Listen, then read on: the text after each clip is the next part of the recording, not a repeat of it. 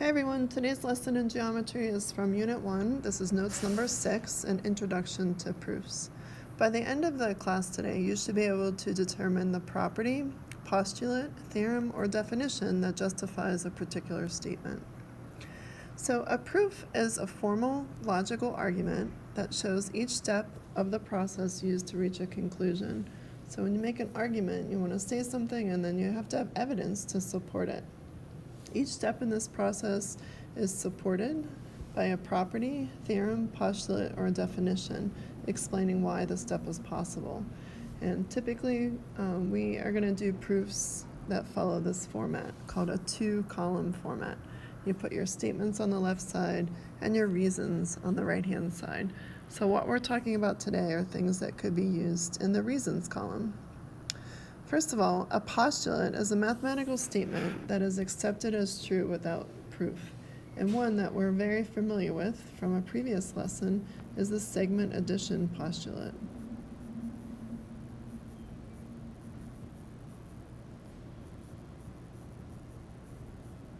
If you recall, in the segment addition postulate, if we know that some point B is between two other points A and C on a line segment, we use the segment addition postulate to write the equation AB plus BC is equal to AC. Now, because I'm leaving the line segment symbol off of each pair of letters, that indicates the length of AB, the length of segment BC, and the length of segment AC. So this piece, if it has a length of 2, plus this piece with a length of 3, would have a whole entire length of 5. All right, a theorem, on the other hand, is a mathematical statement that has been proved. We know it's been true, it's been proved sometimes in multiple ways. And one of the most famous theorems that you all know is the Pythagorean theorem.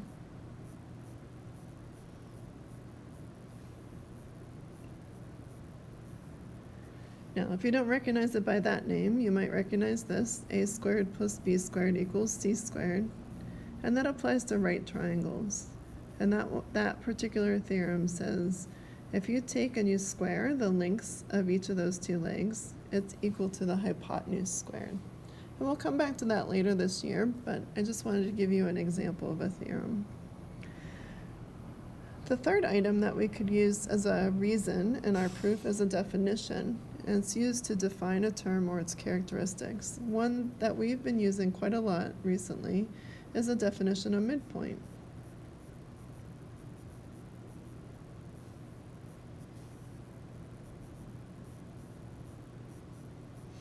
If you see in the directions that point M is the midpoint of a line segment, then your conclusion is that these two segments are congruent. You're applying the definition of midpoint to say AM is congruent to MB. And again, we have to be given information that M is a midpoint.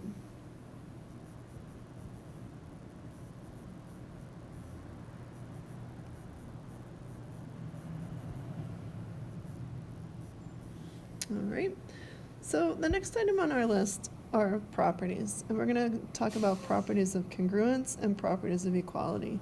Now, many of these properties will be familiar to you from Algebra 1. Okay, our first property is the addition property, and it says if A equals B, then A plus C is equal to B plus C. And all that means is that we can add the same thing to both sides of the equation and it'll stay equal, like the two sides will stay equal.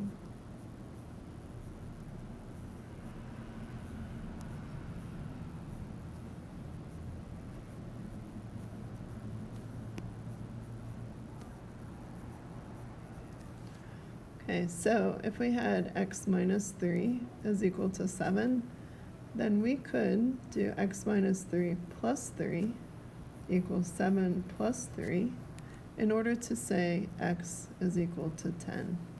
So when you're solving an equation that involves adding something to both sides of your equation, you're using the addition property of equality. Likewise, the subtraction property, if A equals B, then A minus C has to be equal to B minus C. We can do something similar, but we can subtract the same thing from both sides, or the same amount.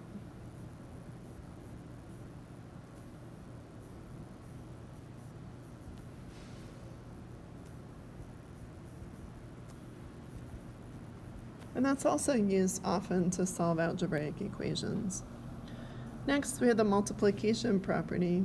If A is equal to B, and then if you multiply both sides by the same thing, you still have a true statement. So we can multiply.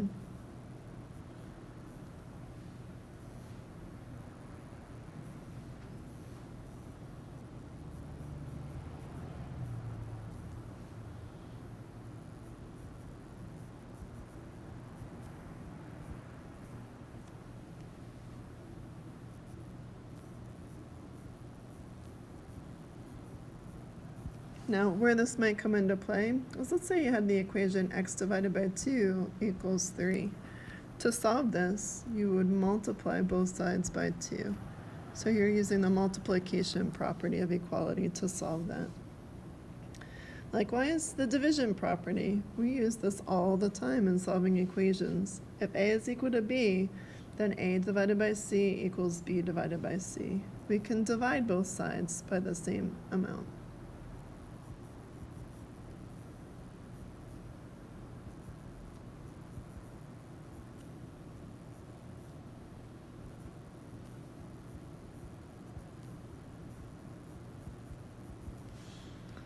So just one quick example, if 4x is equal to 8, you would solve this by dividing by 4 on both sides. That's the division property. Next, we have the distributive property. This one is pretty familiar to us. If we have A and then times the quantity of B plus C, the distributive property tells us that we can take A times B and add it to A plus C. Everybody in the parentheses gets multiplied by the A. So if we had 2 times x plus 3, that would become 2 times x, or 2x, plus 2 times 3, which is 6. All right, the distributive property also works the other way. If I had 4x plus 8, the distributive property would also allow me to write it as 4 times the quantity of x plus 2. But more often than not, we think of that as factoring, but essentially factoring is distributing just in reverse. All right, some things that are a little unique. The reflexive property, symmetric property, transitive property, and substitution. The reflexive property states kind of the obvious. A is equal to A. Something is equal to itself. So an angle, like WXY, would have to be congruent to angle WXY, right? Anything is equal to itself.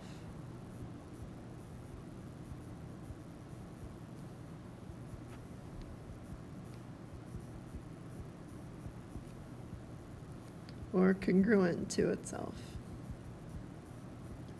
So there's no change whatsoever, okay? We use this in proofs to introduce something into a problem. The next one often gets confused with the reflexive property, and it's the symmetric property.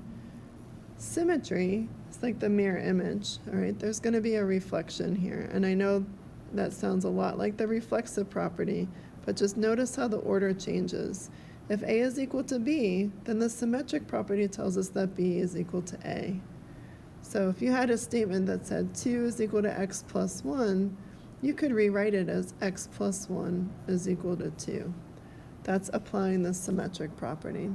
All right, so we're just going to make a note. You want to flip the order. Okay. All right, next we have the transitive property, and I want you to notice the pattern in the transitive property. It kind of flows, it has a rhythm to it. It says if A equals B and B is equal to C, then A is equal to C. So B is in the middle, it's in there twice in the middle, and then the first and last things mentioned are going to be equal to each other.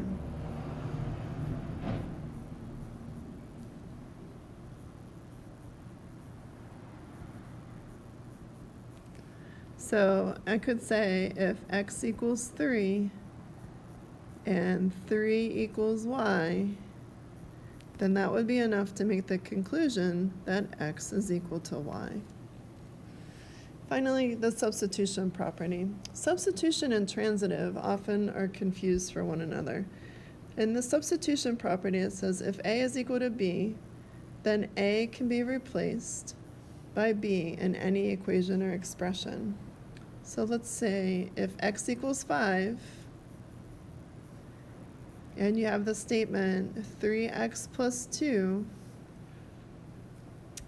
then we can make the conclusion 3 times 5 plus 2, or 15 plus 2, which is 17.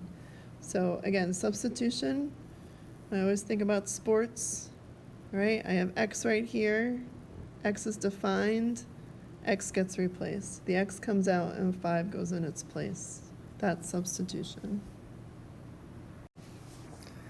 Okay, so before you go on, I want you to pause the video and just give these first 8 a try, and then come back and check your answers. Okay, let's see how you did. Number 1, if measure of angle 1 equals the measure of angle 2, then measure of angle 2 is equal to the measure of angle 1. Notice that the order changes. In other words, it's flipped. And when that happens, that's the symmetric property.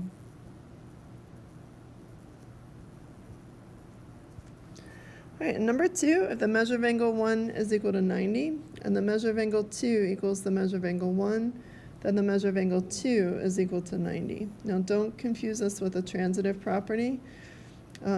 This is not a match right here, so it is not transitive. All right, but what's going on here is that the measure of angle 1 is said to be equal to 90, and then we're told that the measure of angle 2 is equal to the measure of angle 1.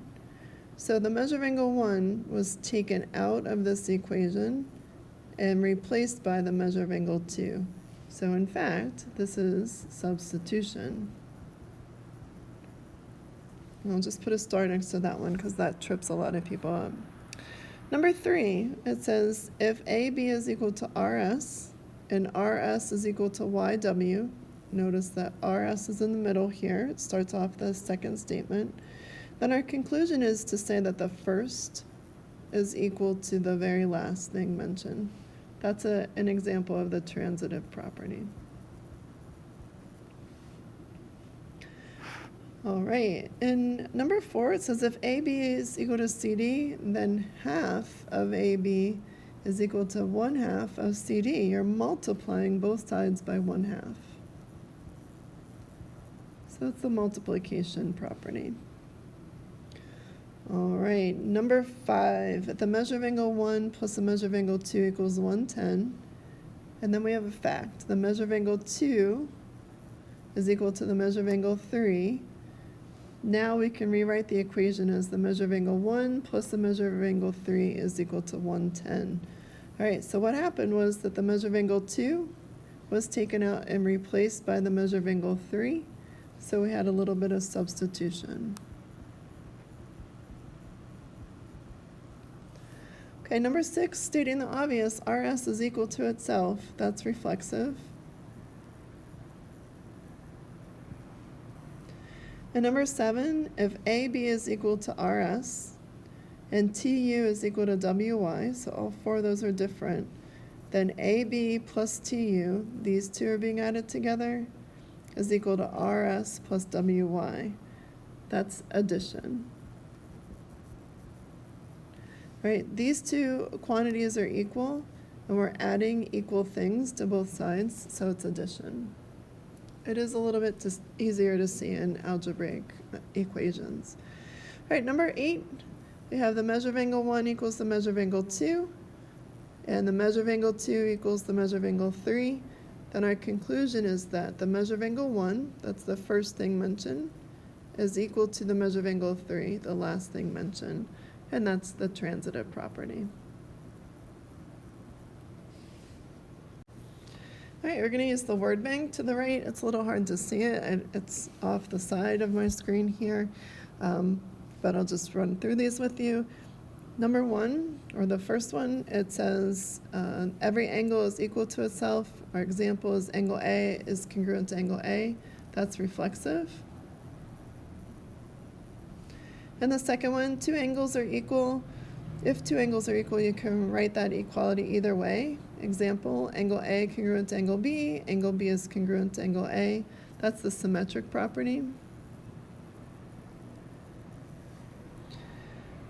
All right, number three, or the third one down, if angle A is congruent to angle B, then angle A plus angle B is congruent to angle B plus angle C, and angle A minus angle C is congruent to angle B minus angle C. So basically, if we have two angles that are equal to each other, then we can add the same thing to both sides or subtract the same thing. And I just realized there's a typo here. Should be angle C. So that's either addition or subtraction property.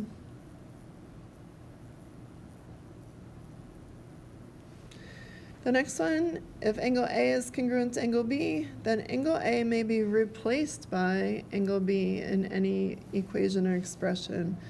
If we're talking replacement, we're talking substitution. All right, and our next one, if angle A is congruent to angle B and angle B is congruent to angle C, then angle A is congruent to angle C. That is transitive.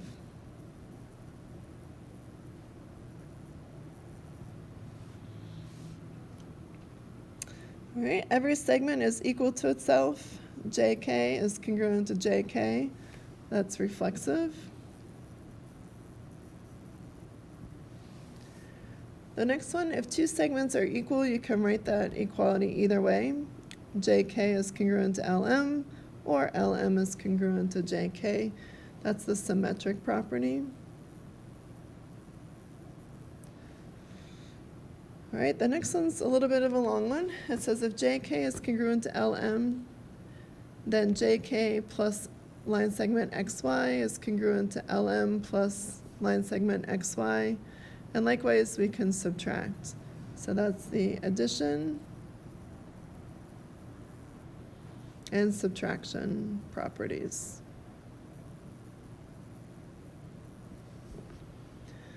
All right, the next one, if JK is congruent to LM, then JK may be replaced by LM in any equation or expression. Substitution. All right, and then our last one, I'm going to scoot that up a little bit. If JK is congruent to LM and LM is congruent to BC, then JK is congruent to BC. So check out the pattern. LM is the bridge between those statements. We end up with first congruent to last. That's transitive.